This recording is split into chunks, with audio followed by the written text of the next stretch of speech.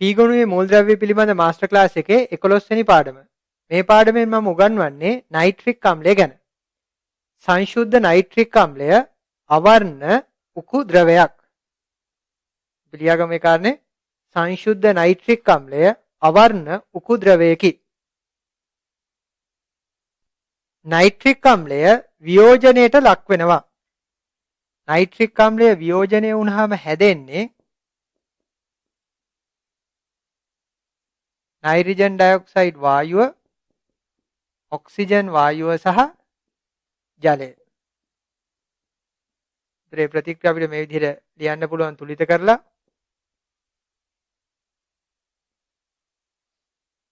Nitric අම්ලය සෙමෙන් වියෝජනයට ලක් වේ. එතකොට මේ වියෝජන ප්‍රතික්‍රියාවේ ශීඝ්‍රතාව වැඩි වෙනවා ආලෝකය වැටුනහම. එතකොට ආලෝකයේ මගින් මේ වියෝජන ප්‍රතික්‍රියාව සඳහා අවශ්‍ය වෙන ශක්තිය සපයන නිසා ආලෝකයේ වැටුනහම නයිට්‍රික් අම්ලයේ වියෝජන ප්‍රතික්‍රියාවේ ශීඝ්‍රතාව වැඩි වෙනවා.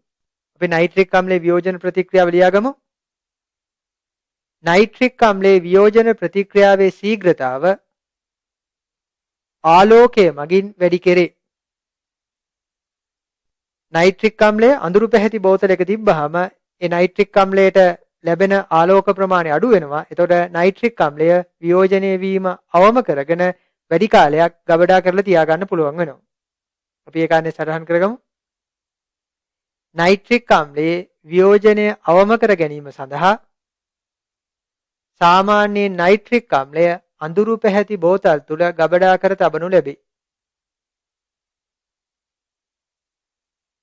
එතකොට සාමාන්‍ය නයිට්‍රික් අම්ලය ලා කහ පාටක් ලා දුඹුරු පාටක් ගන්න. ඒකට හේතුව තමයි නයිට්‍රික් අම්ලය සිදුවන වියෝජන නිසා හැදෙන නයිට්‍රජන් ඩයොක්සයිඩ් වායුව දියවීමෙන් තමයි. අපි දන්නවා නයිට්‍රජන් ඩයොක්සයිඩ් වායුව දුඹුරු පාටයි.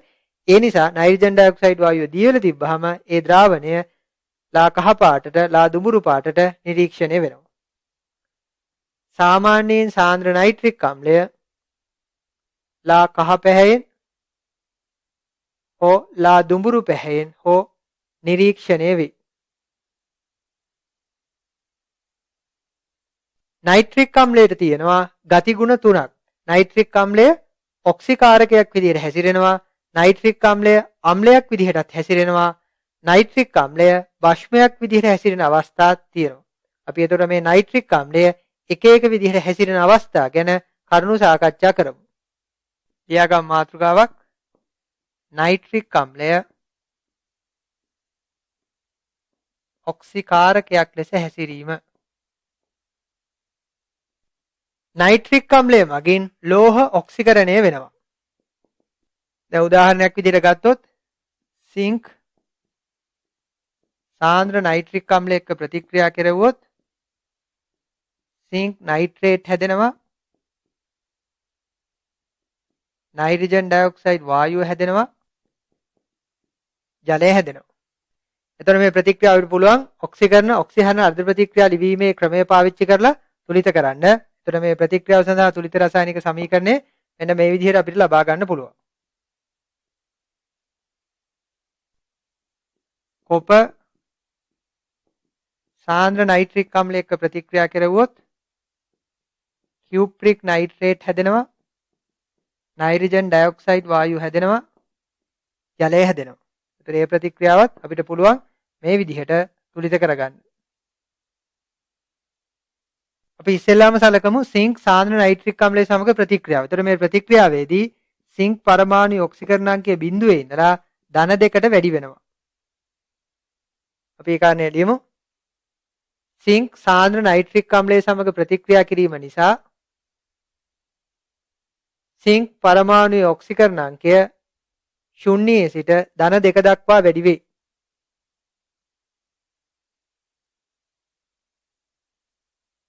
එතකොට සිංක් පරමාණු ඔක්සිකරණය වෙලා තියෙනවා. ඔක්සිකරණාංකය වැඩි වෙනකොට ඉලෙක්ට්‍රෝන පිට වෙනවා. ඉලෙක්ට්‍රෝන පිට කරමින් සිදුවන ප්‍රතික්‍රියාවල තමයි අපි කියන්නේ ඔක්සිකරණ ප්‍රතික්‍රියා කියලා. එතකොට සිංක් සාන්ද්‍ර නයිට්‍රික් අම්ලය සමග ප්‍රතික්‍රියා කරනකොට සිංක් ඔක්සිකරණය වෙලා තියෙනවා. අපි ලියමු. සිංක් සාන්ද්‍ර නයිට්‍රික් අම්ලය සමග ප්‍රතික්‍රියා කිරීම නිසා සිංක් ඔක්සිකරණය වී ඇත. එතකොට සිංක් ඔක්සිකරණය වීමේ ප්‍රතික්‍රියාව සිදු කෙරෙව්වේ නයිට්‍රික් අම්ලය සාන්ද්‍ර නයිට්‍රික් අම්ලය මගින් තමයි ඔක්සිකරණය සිදු කෙරෙව්වේ. එතකොට ඔක්සිකරණය සිදු කරන දෙයට අපි කියනවා ඔක්සිකාරකය කියලා. අපි ඒක ඉගෙන ගත්තා ඔක්සිකරණය ඔක්සිහරණය මාස්ටර් ක්ලාස් එකේදී. ඒ නිසා සිංක් සාන්ද්‍ර නයිට්‍රික් අම්ලය සමග ප්‍රතික්‍රියා කරන විට නයිට්‍රික් අම්ලය ඔක්සිකාරකයයි. කොපර් සාන්ද්‍ර නයිට්‍රික් අම්ලය සමග ප්‍රතික්‍රියා කරන අවස්ථාව. කොපර් සාන්ද්‍ර නයිට්‍රික් අම්ලය සමග ප්‍රතික්‍රියා කරනකොට ප්‍රතික්‍රියක පැත්තේ කොපර් පරමාණු ඔක්සිකරණාංක 0යි. උදාසීන පරමාණුක හෝ අණුවක හෝ ඔක්සිකරණාංක 0යි. අපි ඉගෙන ගත්තා ඔක්සිකරණය ඔක්සිහරණය මාස්ටර් ක්ලාස් එකේදී. කියුප්‍රික් නයිට්‍රේට් වල තියෙන්නේ කොපර් 2 ධන අයනේ. අයනයක ඔක්සිකරණාංකයේ අයනයේ ආරෝපණයට සමානයි. එතකොට කියුප්‍රික් නයිට්‍රේට් වල තියෙන කොපර් වල ඔක්සිකරණාංකය ධන 2යි. ඒතර අපිට පැහැදිලි මේ ප්‍රතික්‍රියාව නිසා කොපර් පරමාණුයේ ඔක්සිකරණාංකය 0 ඉඳලා ධන 2කට වැඩි වෙලා තියෙනවා. අපි ලියමු මේ කාරණේ. කොපර් සාන්ද්‍ර නයිට්‍රික් අම්ලය සමග ප්‍රතික්‍රියා කරන විට කොපර් පරමාණුවේ ඔක්සිකරණාංකය 0 සිට ධන 2 දක්වා වැඩි වී ඇත. එතකොට කොපර් පරමාණුවේ ඔක්සිකරණාංකය වැඩි වුණා කියන්නේ කොපර් පරමාණු ඉලෙක්ට්‍රෝන පිට කරලා තියෙනවා. ඒ කියන්නේ මෙතනදී සිද්ධ වෙලා තියෙන්නේ කොපර් ඔක්සිකරණය වීම. සාන්ද්‍ර නයිට්‍රික් අම්ලය මගින් කොපර් ඔක්සිකරණය වී ඇත. එතකොට අපි දන්නවා ඔක්සිකරණය කරන දෙයට ඔක්සිකාරකය කියලා කියනවා කියලා. එතකොට අපිට කියන්න පුළුවන් මේ ප්‍රතික්‍රියාවේදී සාන්ද්‍ර නයිට්‍රික් අම්ලය ඔක්සිකාරකය ලෙස හැසිරී ඇත. කොපර් සාන්ද්‍ර නයිට්‍රික් අම්ලය සමග ප්‍රතික්‍රියා කරන විට සාන්ද්‍ර නයිට්‍රික් අම්ලය ඔක්සිකාරකය ලෙස හැසිරී ඇත. ඊළඟට අපිට සලකා බලන්න තියෙන වැදගත් කාරණේ තමයි නයිට්‍රික් අම්ලය ඔක්සිහරණයෙන් ලැබෙන ඵලය. නයිට්‍රික් අම්ලයේ සාන්ද්‍රණය මත වෙනස් වේ. ඒ කියන්නේ උදාහරණයකට ගත්තොත් කොපර් සාන්ද්‍ර නයිට්‍රික් අම්ලය එක්ක ප්‍රතික්‍රියා කරපුවාම හැදෙන්නේ කියුප්‍රික් නයිට්‍රේට්, නයිට්‍රජන් ඩයොක්සයිඩ් වායුව සහ ජලය. කොපර් අණුක නයිට්‍රික් අම්ලය එක්ක ප්‍රතික්‍රියා කරුවොත් හැදෙන්නේ කියුප්‍රික් නයිට්‍රේට්, නයිට්‍රික් ඔක්සයිඩ් සහ ජලය. එතකොට නයිට්‍රික් අම්ලයේ ඔක්සිහරණයෙන් ලැබෙන ඵලය වෙනස් වෙලා තියෙනවා. සාන්ද්‍ර නයිට්‍රික් අම්ලය ප්‍රතික්‍රියා කරපු අවස්ථාවේදී හැදලා තියෙන ඩයොක්සයිඩ්. අණුක නයිට්‍රික් අම්ලය ප්‍රතික්‍රියා කරපු අවස්ථාවේදී තියෙන නයිට්‍රික් ඔක්සයිඩ්. එතකොට නයිට්‍රික් අම්ලයේ ඔක්සිහරණයෙන් ලැබෙන ඵලය වෙනස් වෙලා තියෙනවා. ප්‍රතික්‍රියාවට ගත්ත නයිට්‍රික් අම්ලයේ සාන්ද්‍රණය මත. උදාහරණයක් විදිහට මේ ප්‍රතික්‍රියා දෙක ලියමු. ඔක්සිකරණ ඔක්සිහරණ ආර්ද්‍ර ප්‍රතික්‍රියා තුලිත කිරීමේ સિદ્ધාන්ත පාවිච්චි කරලා මේ ප්‍රතික්‍රියා දෙක තුලිත කරලා ඉන්න. දැන් වීඩියෝ එක ප්ලේ කරන එක නතර කරන්න. කටුවැඩ කොලයක් ගන්න. ආර්ද්‍ර ප්‍රතික්‍රියා ලියලා මේ ප්‍රතික්‍රියා දෙක තුලිත කරලා ඉන්න. එතකොට මේ ප්‍රතික්‍රියාව තුලිත වෙන්නේ කොපර් සාන්ද්‍ර නයිට්‍රික් අම්ලය 4ක් සමග ප්‍රතික්‍රියා කරපුවාම කියුප්‍රික් නයිට්‍රේට් 1යි, නයිට්‍රජන් ඩයොක්සයිඩ් 2යි, ජලය 2යි විදිහට. එතකොට මේ ප්‍රතික්‍රියාව තුලිත වෙන්නේ කොපර් 3යි, තනුක නයිට්‍රික් අම්ලයෙන් 8යි. ඒතර කියුප්‍රික් නයිට්‍රේට් හැදෙනවා 3ක්, නයිට්‍රික් ඔක්සයිඩ් 2යි, ජල අණු 4යි. ඒතර මෙන්න මේ විදිහට තමයි මේ ප්‍රතික්‍රියා දෙක තුලිත වෙන්නේ. සිංක් සාන්ද්‍ර නයිට්‍රික් අම්ලයක ප්‍රතික්‍රියා කෙරුවොත් හැදෙන්නේ සිංක් නයිට්‍රේට්, නයිට්‍රජන් ඩයොක්සයිඩ් වායුව සහ ජලය. එතන මේ ප්‍රතික්‍රියාව අපි කලින් තුලිත කරලා ලිව්වා.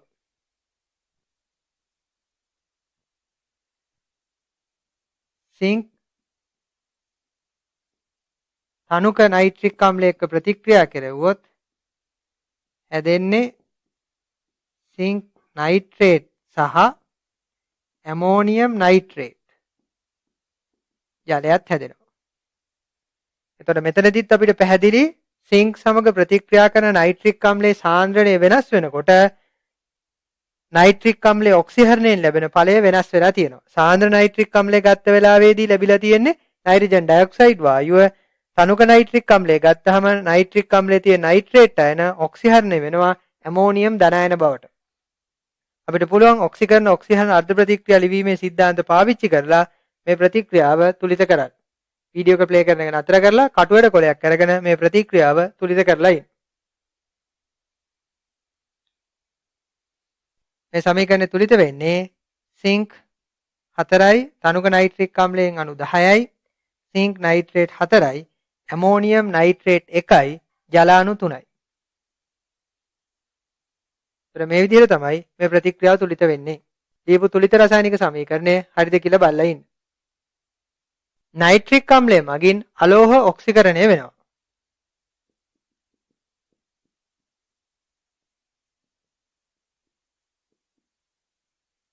නයිට්‍රික් අම්ලය මගින් අලෝහ ඔක්සිකරණය වේ.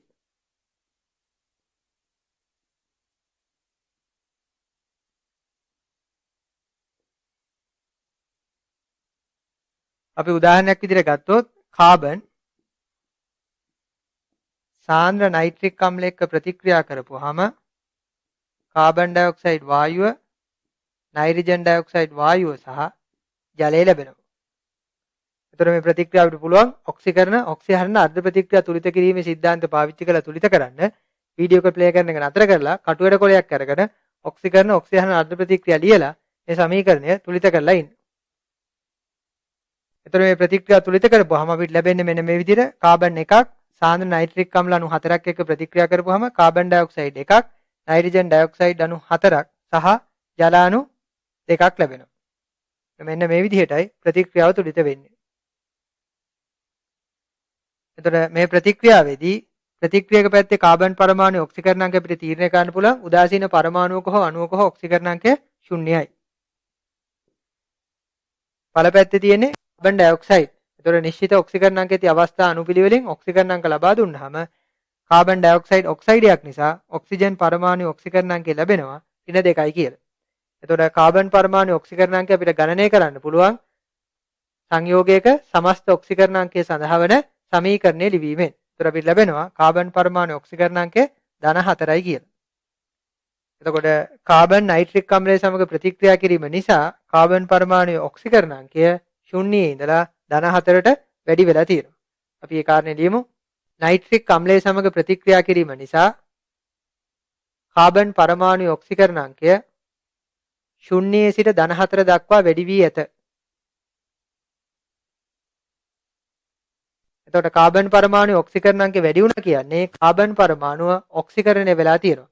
යම්කිසි පරමාණුවක ඔක්සිකරණාංකය වැඩි වෙනකොට ඒ පරමාණු ඉලෙක්ට්‍රෝන පිට කරනවා.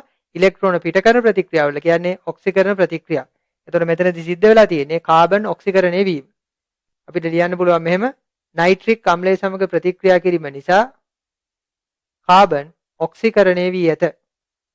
එතකොට ඔක්සිකරණ ප්‍රතික්‍රියාව සිදු කරන දෙයට අපි කියනවා ඔක්සිකාරකය කියලා. ඒ නිසා කාබන් නයිට්‍රික් අම්ලය සමග ප්‍රතික්‍රියා කරන අවස්ථාවේදී නයිට්‍රික් අම්ලය ඔක්සිකාරකය ලෙස හැසිරිය ඇත. එතකොට මේ විදිහමයි සල්ෆර් සාන්ද්‍ර නයිට්‍රික් අම්ලය සමග ප්‍රතික්‍රියා කරපුවාම නයිට්‍රික් අම්ලය ඔක්සිකාරක විදිහට හැසිරෙන්නේ. එතකොට හැදෙනවා සල්ෆර් ඩයොක්සයිඩ් වායුව, නයිට්‍රජන් ඩයොක්සයිඩ් වායුව සහ ජලය. එතකොට සල්ෆර් සාන්ද්‍ර නයිට්‍රික් අම්ලය සමග ප්‍රතික්‍රියා කරනකොට රත් කළොත් සහ නයිට්‍රික් අම්ලයේ සාන්ද්‍රණය ගොඩාක් ඉහළ වුණොත් සල්ෆර් සල්ෆේට බවට ඔක්සිකරණය වෙන්න පුළුවන්. ඒ කියන්නේ හැදෙන්නේ සල්ෆියුරික් අම්ලය සහ නයිට්‍රජන් ඩයොක්සයිඩ්.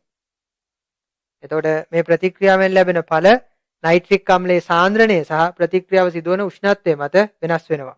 එතකොට ඔක්සිකරණ ඔක්සිහරණ අර්ධ ප්‍රතික්‍රියා තුලිත කිරීමේ સિદ્ધාන්ත පාවිච්චි කරලා මේ ප්‍රතික්‍රියා තුලිත කරන්න පුළුවන්. මේ ප්‍රතික්‍රියාව තුලිත කළොත් තුලිත වෙන්නේ මේ විදිහට. මේ ප්‍රතික්‍රියාව තුලිත කළොත් තුලිත වෙන්නේ මේ විදිහට.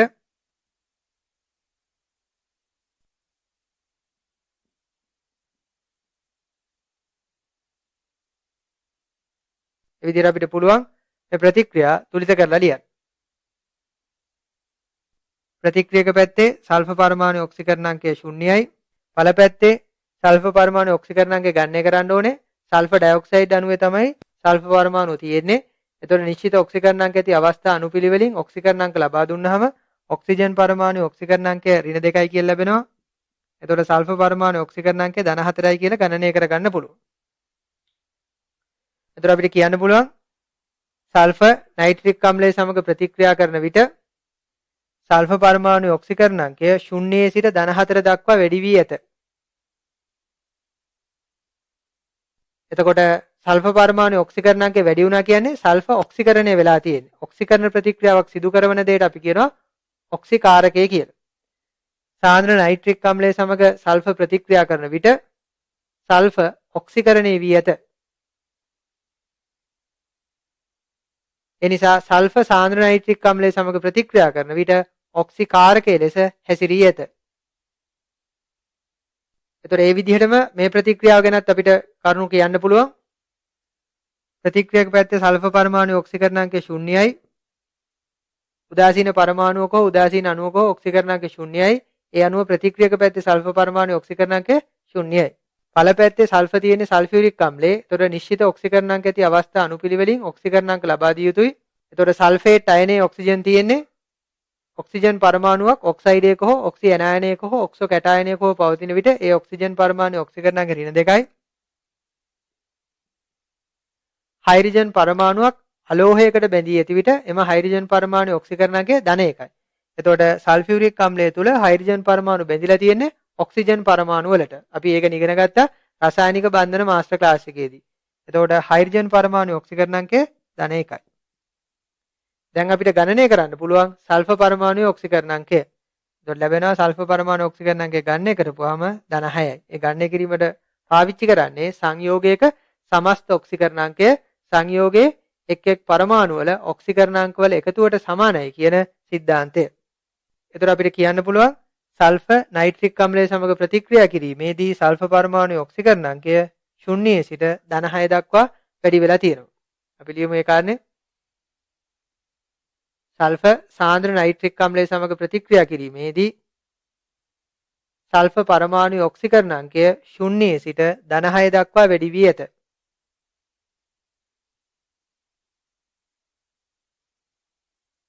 එතකොට සල්ෆර් පරමාණුවේ ඔක්සිකරණාංකය වැඩි වෙනවා කියන්නේ සල්ෆර් ඔක්සිකරණය වෙලා ඉලෙක්ට්‍රෝන පිට කරලා. එතකොට මේ ඉලෙක්ට්‍රෝන පිට කිරීමේ ප්‍රතික්‍රියාව සිදු කෙරෙව්වේ නයිට්‍රික් අම්ලය. සල්ෆර් සාන්ද්‍ර නයිට්‍රික් අම්ලය සමග ප්‍රතික්‍රියා කරන විට ඔක්සිකරණය වී ඇත. එතකොට මේ ඔක්සිකරණ ප්‍රතික්‍රියාව සිදු කෙරෙව්වේ නයිට්‍රික් අම්ලය. ඒ නිසා අපි නයිට්‍රික් අම්ලයට කියනවා ඔක්සිකාරකය. සල්ෆර් සාන්ද්‍ර නයිට්‍රික් අම්ලය සමග ප්‍රතික්‍රියා කරන විට නයිට්‍රික් අම්ලය ඔක්සිකාරකයේ ලෙස හැසිරී ඇත. ෆොස්ෆරස් සාන්ද්‍ර නයිට්‍රික් අම්ලය සමග ප්‍රතික්‍රියා කෙරෙව්වොත් ෆොස්ෆරස් පෙන්ටොක්සයිඩ් හැදෙනවා. නයිට්‍රජන් ඩයොක්සයිඩ් වායු හැදෙනවා. ජලය හැදෙනවා.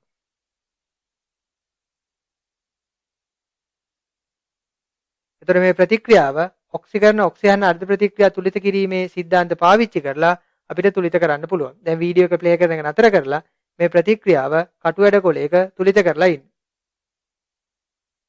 එතකොට මේ ප්‍රතික්‍රියාව අපිට තුලිත කරන්න පුළුවන් මේ විදිහට.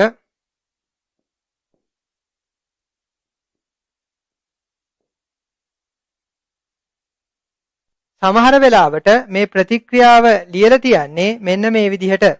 ෆොස්ෆරස්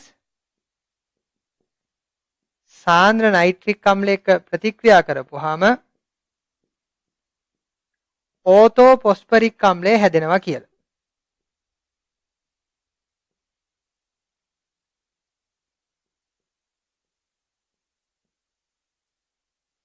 එතකොට ෆොස්ෆරස් පෙන්ටොක්සයිඩ් ඕතෝ ෆොස්ෆරික් අම්ලය බවට පත්වීමක් සිද්ධ වෙන්නේ. ඒතර ෆොස්ෆරස් පෙන්ටොක්සයිඩ් අණු එකක් ඕතෝ ෆොස්ෆරික් අම්ල අණු එකක් බවට පත්වීම සඳහා ජල අණු 3ක් ප්‍රතික්‍රියාවට සහභාගී වෙනවා. එතකොට හැදෙන ජල අණු 5න් ජල අණු 2යි ඉතිරි වෙන්නේ. එතකොට මේ විදිහටත් මේ ප්‍රතික්‍රියාව තුලිත කරලා ලියන්න පුළුවන්. ඒ විදිහත් අපි ලියාගමු.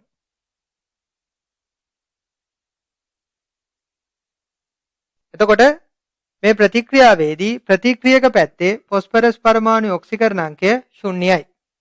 උදාසීන පරමාණුවක හෝ උදාසීන අණුවක හෝ ඔක්සිකරණාංකය 0යි. එතකොට ෆොස්ෆරස් පෙන්ටොක්සයිඩ් වලදී ඔක්සිජන් පරමාණු ඔක්සිකරණාංකය ඍණ 2යි. ඒ අණුව ගණනය කරපුවාම ෆොස්ෆරස් පරමාණු ඔක්සිකරණාංකය ධන 5යි. ඕතෝ ෆොස්ෆරික් අම්ලයේදී ඔක්සිජන් පරමාණු ඔක්සිකරණාංකය ඍණ 2යි. හයිඩ්‍රජන් පරමාණු ඔක්සිකරණාංකය ධන 1යි. ඒ අනුව ගණනය කරපුවාම ෆොස්ෆරස් පරමාණු ඔක්සිකරණාංකය ධන 5යි. එතකොට අපිට කියන්න පුළුවන් ෆොස්ෆරස් සාන්ද්‍ර නයිට්‍රික් අම්ලය සමග ප්‍රතික්‍රියා කිරීමේදී ෆොස්ෆරස් පරමාණු ඔක්සිකරණාංකය 0 සිට ධන 5 දක්වා වැඩි වී ඇත. එතකොට ෆොස්ෆරස් සාන්ද්‍ර නයිට්‍රික් අම්ලය සමග ප්‍රතික්‍රියා කරනකොට ෆොස්ෆරස් ඔක්සිකරණය වී ඇත. ඔක්සිකරණාංකය වැඩි වෙනවා කියන්නේ ඉලෙක්ට්‍රෝන පිටවීමක් සිද්ධ වෙනවා. ඉලෙක්ට්‍රෝන පිටවීමක් සිද්ධ වෙනවා කියන එකේ තේරුම ඔක්සිකරණයක් සිද්ධ වෙලා තියෙනවා. එතකොට ඒ ඔක්සිකරණය සිදු කෙරෙව්වේ නයිට්‍රික් අම්ලය. ඒ නිසා නයිට්‍රික් අම්ලය හැසිරෙන්නේ ඔක්සිකාරකයේ විදිහට. ෆොස්ෆරස් සාන්ද්‍ර නයිට්‍රික් අම්ලය සමග ප්‍රතික්‍රියා කරන විට නයිට්‍රික් අම්ලය ඔක්සිකාරකයේ ලෙස හැසිරේ. එතකොට අපි තේරුම් ගත්තා නයිට්‍රික් අම්ලය මගින් අලෝහ ඔක්සිකරණය වන බව. ඒ අවස්ථාවේදී නයිට්‍රික් අම්ලය ඔක්සිකාරකයේ විදිහට හැසිරෙන බවත් අපි සනාථ කළා. නයිට්‍රික් අම්ලයේ ඊළඟට අපිට වැදගත් ගුණය තමයි ආම්ලික ගුණය.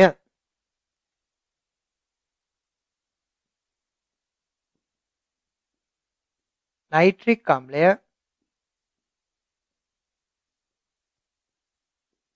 ආම්ලික ගුණ ප්‍රදර්ශනය කරයි.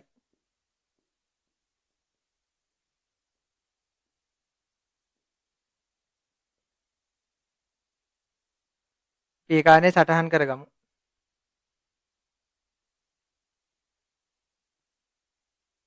එතකොට නයිට්‍රික් අම්ලයේ ඔක්සිකාරක ගුණය ගැන කතා කරනකොට අපි තේරුම් ගත්තා නයිට්‍රික් අම්ලය ලෝහ සමග ප්‍රතික්‍රියා කරපුවාම හයිඩ්‍රජන් වායුව පිට කරන්නේ නැහැ. ඒ නිසා නයිට්‍රික් අම්ලයේ ආම්ලික ගුණය සනාථ කරන්න නයිට්‍රික් අම්ලය ලෝහයක් සමග ප්‍රතික්‍රියාව යොදා ගන්න විදිහක් නැහැ. එතකොට නයිට්‍රික් අම්ලයේ ආම්ලික ගුණය සනාථ කරන්න තියෙන හොඳම ක්‍රමය වෙන්නේ නයිට්‍රික් අම්ලය භස්මයක් සමග ප්‍රතික්‍රියා කරවීම.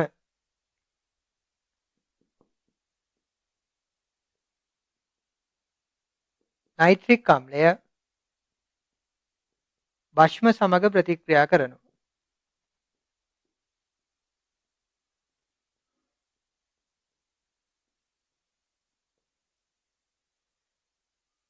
දැන් උදාහරණයක් ගත්තොත් සෝඩියම් හයිඩ්‍රොක්සයිඩ් එක නයිට්‍රික් අම්ලය ප්‍රතික්‍රියා කරනවා. සෝඩියම් හයිඩ්‍රොක්සයිඩ් වලින් හයිඩ්‍රොක්සයිඩ් අයන එකක් පිට වෙනවා. නයිට්‍රික් අම්ලයෙන් H ධන අයන එකක් පිට වෙනවා. එතකොට ජලාණු එකක් හැදෙනවා. හැදෙන ලවණය සෝඩියම් නයිට්‍රේට්.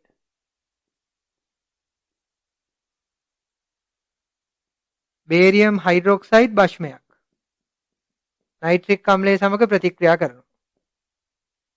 එතකොට බේරියම් හයිඩ්‍රොක්සයිඩ් වලින් හයිඩ්‍රොක්සයිඩ් අයන දෙකක් පිට වෙනවා. නයිට්‍රික් අම්ල අණුවකින් H ධන අයන එකයි පිට වෙන්නේ. එතකොට පිටවන H ධන අයන ගාන පිටවන හයිඩ්‍රොක්සයිඩ් අයන ගාන සමාන කරන්න ඕනේ. ඒ ගැන අපි ඉගෙන ගත්තා රසායනික ගණනයේ මාස්ටර් ක්ලාස් එකේදී අම්ල භස්ම ප්‍රතික්‍රියා තුලිත කිරීම ගැන ඉගෙන ගන්න අවස්ථාවේ. එතකොට H ධන අයන දෙකයි හයිඩ්‍රොක්සයිඩ් අයන දෙකයි. එතකොට හැදෙනවා ජලාණු දෙකක්. ලවණය බේරියම් නයිට්‍රේට්.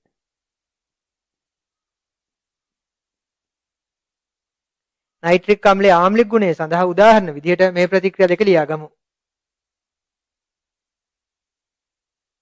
නයිට්‍රික් අම්ලය ලෝහ සමග ප්‍රතික්‍රියා කරලා හයිඩ්‍රජන් වායුව පිට කරන එකම එක අවස්ථාවක් තියෙනවා. ඒ අවස්ථාව තමයි ඊටාම තනුක නයිට්‍රික් අම්ලය මැග්නීසියම් සමග ප්‍රතික්‍රියාව.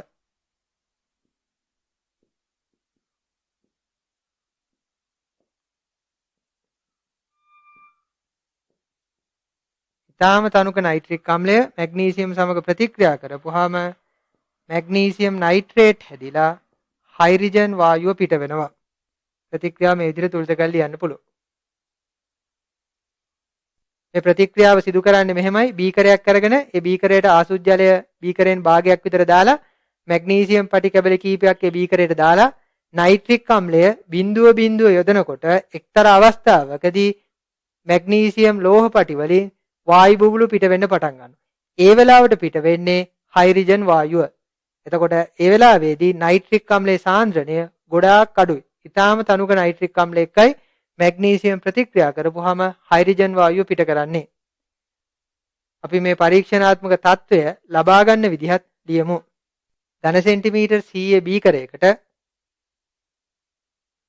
ආසුත ජලයේ අඩක් පමණ දමා පිරිසිදු කරගත් මැග්නීසියම් කැබලි කිහිපයක් යොදනු ලැබේ.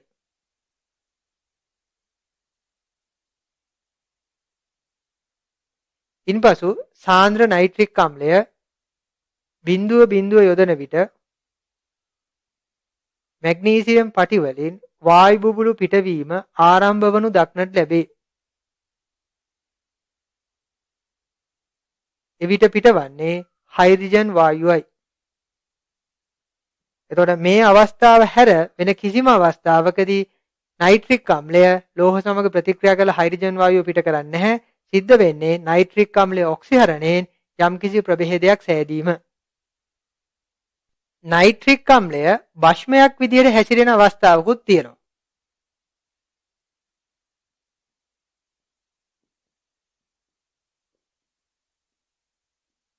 නයිට්‍රික් අම්ලය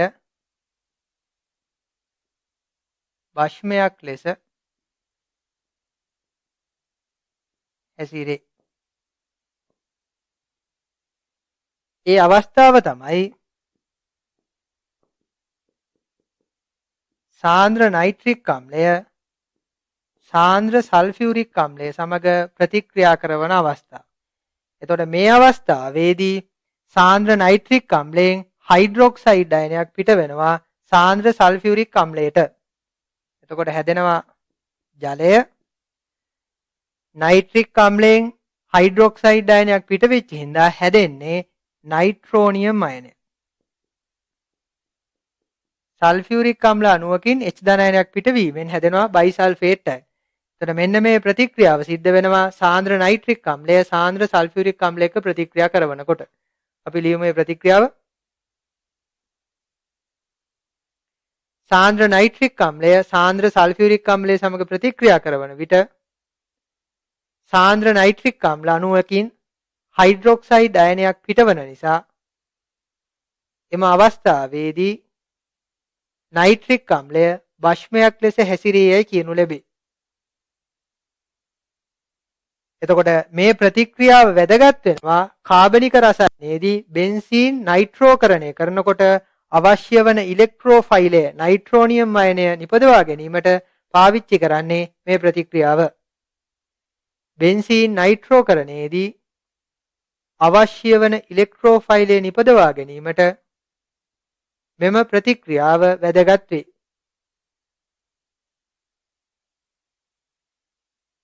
එතකොට මේ වෙනකොට අපි නයිට්‍රික් අම්ලයේ තියෙන ප්‍රධාන ගුණ තුන ඉගෙන ගත්තා. නයිට්‍රික් අම්ලය ඔක්සිකාරකයක් විදිහට හැසිරෙනවා, නයිට්‍රික් අම්ලය අම්ලයක් විදිහට හැසිරෙනවා, නයිට්‍රික් අම්ලය භස්මයක් විදිහට හැසිරෙන අවස්ථාවක් තියෙනවා.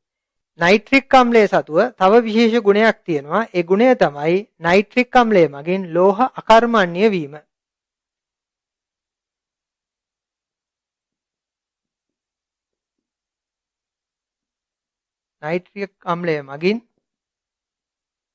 නයිට්‍රික් අම්ලය මගින් ලෝහ අකර්මණ්‍ය වේ.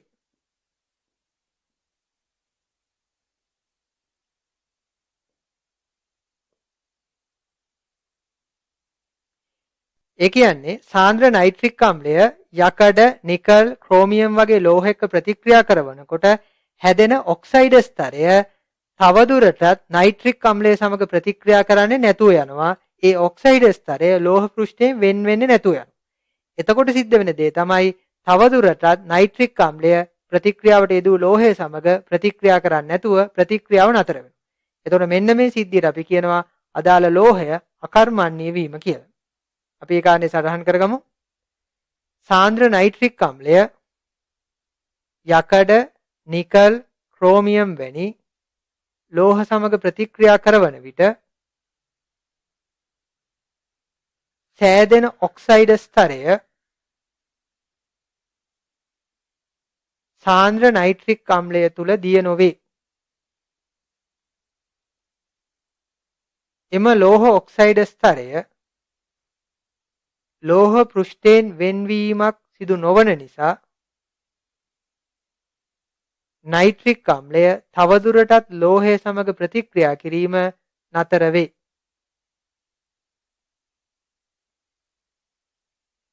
මේ සංසිද්ධිය නයිට්‍රික් අම්ලය මගින් අදාළ ලෝහය අකර්මණ්‍ය වීම ලෙස හඳුන්වනු ලැබේ.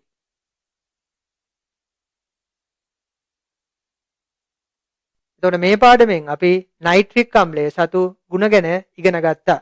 ඊළඟ පාඩමේ මම දෝල පුතාලට උගන්වන්නේ නයිට්‍රජන් සාධන ඔක්සයිඩ ගැන. අපි ඊළඟ පාඩමෙන් මුණ ගැසෙමු.